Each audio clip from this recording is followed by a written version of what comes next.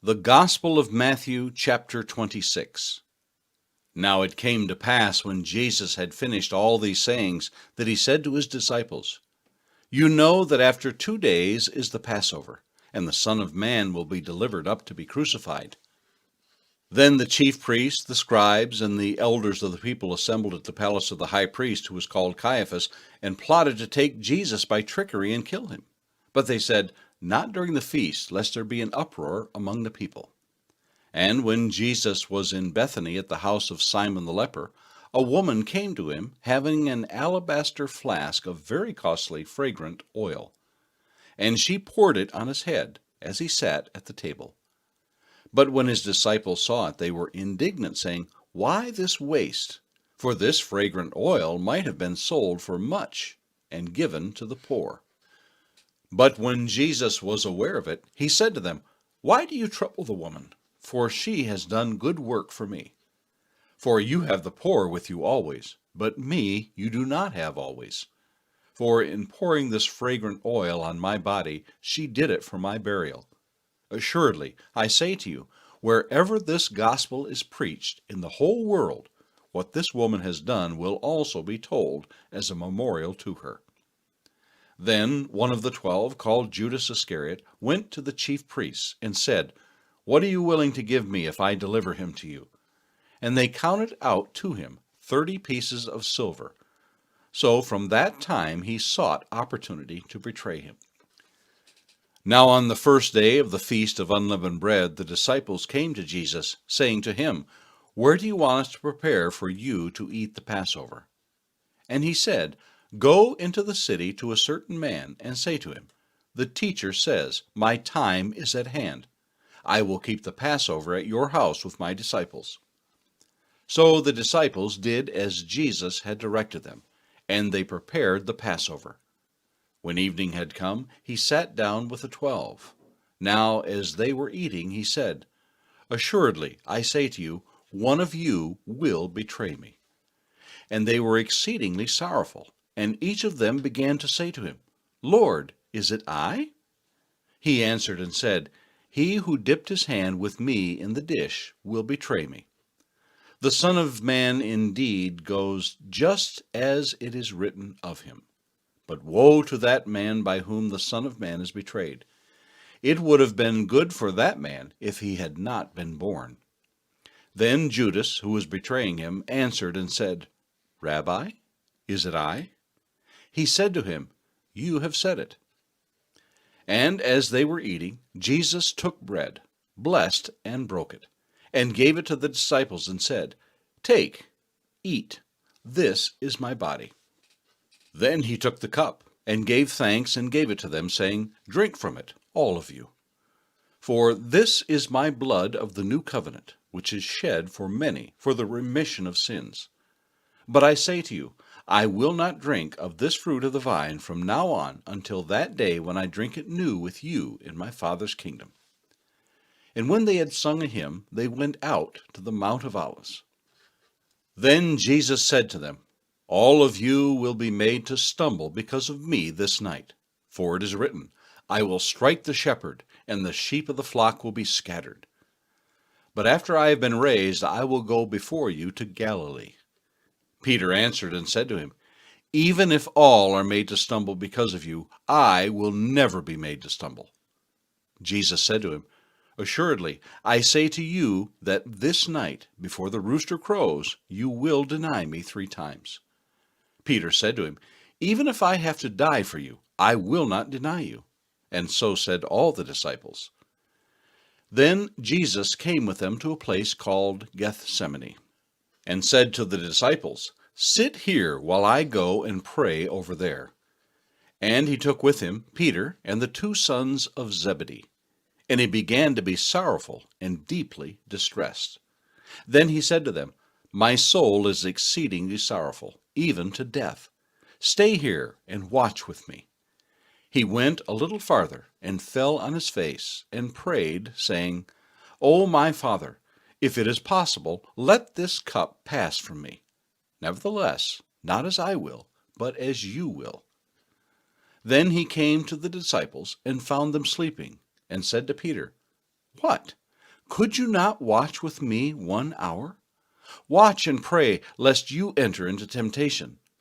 The spirit indeed is willing, but the flesh is weak." And again a second time he went away and prayed, saying, "O my Father, if this cup cannot pass away from me unless I drink it, your will be done." And he came and found them asleep again, for their eyes were heavy. So he left them, went away again, and prayed the third time, saying the same words. Then he came to his disciples and said to them, "Are you still sleeping and resting? Behold, the hour is at hand. The Son of Man is being betrayed into the hands of sinners. Rise, let us be going. See, my betrayer is at hand." And while he was still speaking, behold, Judas, one of the 12, with a great multitude with swords and clubs, came from the chief priests and elders of the people. Now his betrayer had given them a sign, saying, "Whomever I kiss, he is the one. Seize him." Immediately he went up to Jesus and said, "Greetings, Rabbi," and kissed him. But Jesus said to him, "Friend, why have you come?" Then they came and laid hands on Jesus and took him. And suddenly one of those who were with Jesus stretched out his hand and drew his sword, struck the servant of the high priest, and cut off his ear. But Jesus said to him, "Put your sword in its place, for all who take the sword will perish by the sword. Or do you think that I cannot now pray to my Father, and he will provide me with more than 12 legions of angels? How then could the Scriptures be fulfilled that it must happen thus?" In that hour Jesus said to the multitudes, "Have you come out as against a robber with swords and clubs to take me? I sat daily with you, teaching in the temple, and you did not seize me. But all this was done that the Scriptures of the prophets might be fulfilled." Then all the disciples forsook him and fled. And those who had laid hold of Jesus led him away to Caiaphas the high priest, where the scribes and the elders were assembled. But Peter followed him at a distance to the high priest's courtyard, and he went in and sat with the servants to see the end.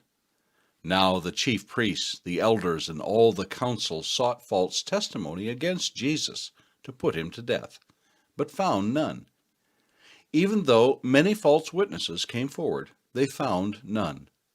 But at last 2 false witnesses came forward and said, "This fellow said, 'I am able to destroy the temple of God and to build it in 3 days.'"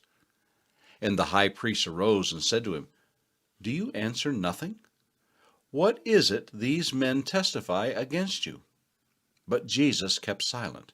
And the high priest answered and said to him, "I put you under oath by the living God.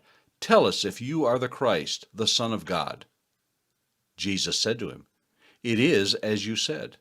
Nevertheless, I say to you, hereafter you will see the Son of Man sitting at the right hand of the power and coming on the clouds of heaven." Then the high priest tore his clothes, saying, "He has spoken blasphemy. What further need do we have of witnesses? Look, now you have heard his blasphemy. What do you think?" They answered and said, "He is deserving of death." Then they spat in his face and beat him, and others struck him with the palms of their hands, saying, "Prophesy to us, Christ, who is the one who struck you?" Now Peter sat outside in the courtyard, and a servant girl came to him, saying, "You also were with Jesus of Galilee." But he denied it before them all, saying, "I do not know what you're saying." And when he had gone out of the gateway, another girl saw him and said to those who were there, "This fellow also was with Jesus of Nazareth." But again he denied with an oath, "I do not know the man." And a little later those who stood by came up and said to Peter, "Surely you also are one of them, for your speech betrays you." Then he began to curse and swear, saying, "I do not know the man." Immediately a rooster crowed.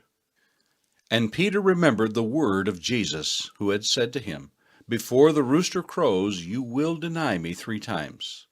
So he went out and wept bitterly. Psalm 26, a psalm of David.